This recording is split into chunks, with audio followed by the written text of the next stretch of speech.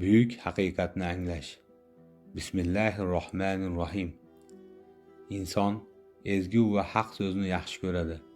Shirin so'zning gadosi.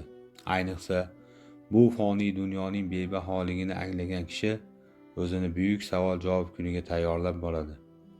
O'sha kuni tiliga biror kalima kelmay, sharmanda bo'lishdan qo'rqadi. Har kuni nafsini tergaydi, gunohkorligini, bandaligini eslab turadi. Allohning kalomini qalbiga muhrlaydi. Payg'ambarimiz sollallohu alayhi vasallam hadislarini o'z turmush tarzi uchun dasturul amal qilib oladi. Hozirgi kunning o'quvchisi Qur'oni Karimning bir necha ma'no tarjimalari va tafsirlaridan, hadisi sharif va uning sharhlaridan bahramand bo'lib kelmoqda. Va aynan mana shu mo'tabar manbalar har bir inson hayoti uchun nihoyatda muhimligi har lahzada sezilib turibdi. Har kim bu bebaho xazinadagi ma'naviy javharlar bilan umr mazmunini bezash harakatida yuribdi. Kimlardir birgina oyatning mohiyatini dil-dilidan anglab, hech qanday taraddudga tushmay, poklangan holda peshonasini sajdaga qo'ydi.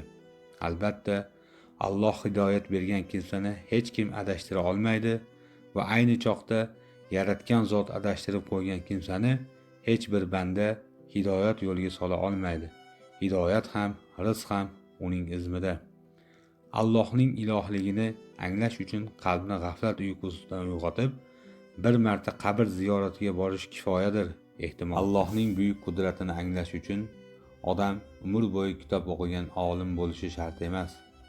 Inson o'z nafsiga nazar solishi, ko'zgudagi aksiga boqib, shu bir juft ko'z albatta ertaga qabrda qurtlarga eng birinchi yem bo'ladigan a'zo ekanligini xotirlashi yetarlidir, ehtimol.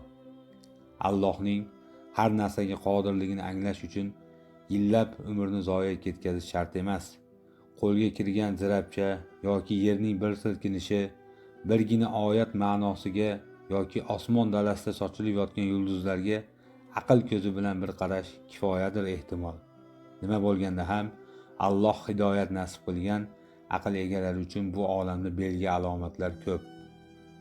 Eng asosiysi albatta Allohning kalomi, payg'ambarimiz sollallohu alayhi vasallamning hadislari. Shuningdek, maqom e'tiboridan bu ikki tabarruk manba orasidan joy olgan hadisi qudsiylar ham borki, ulardan boxabarlik har kim uchun foydalidir. Ushbu rabboniy hadislar o'qilganda odam o'zini taftish qilishga tushadi, chuqur o'yga toladi. Ey iymon keltirganlar, nima uchun bajarmagan narsalaringizni gapirasizlar?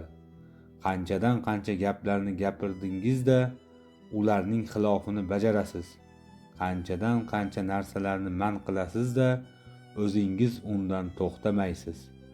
Qanchadan qancha narsaga buyurasizda o'zingiz uni bajarmaysiz. Bu satrlarni beparvo loqayd o'qish mumkinmi? Ey odam farzandi, so'zing muloyim, amaling qabih bo'lsa, unda munofiqlarning raisisan. Ilm ma'rifatning qadr-qimmati juda muhim. Olimning ilmiga amal qilishi undan muhimroq. Shu ma'noda hadisi qudsiyda aytiladi: Ey odam farzandi, amalsiz ilm xuddi yomg'irsiz chaqmoqqa va momaqaldiroqqa o'xshaydi. Ilmsiz amal xuddi mevasiz daraxtga o'xshaydi. Amalsiz olim xuddi o'qsiz kamonga o'xshaydi. Har bir olim zoti bu buyuk haqiqatni anglashi lozim emasmi? Bu dunyoda halol bilan haromning farqiga bormay yurgan g'aflat bandalariga: Ey odam farzandi, bilgin, albatta halol narsa qatra-qatra bo'lib keladi. Harom narsa esa sel kabi keladi. Sen boylikka xursand bo'lma, chunki u abadiy emas, degan haqiqat sadosi ta'sir qilmasligi mumkinmi? Xullas, ushbu 40 ta hadisi qudsiyda jamul-jam bo'lgan ma'nolar zukko va ma'rifat talab o'quvchini aslo befarq qoldirmaydi deb o'ylayman.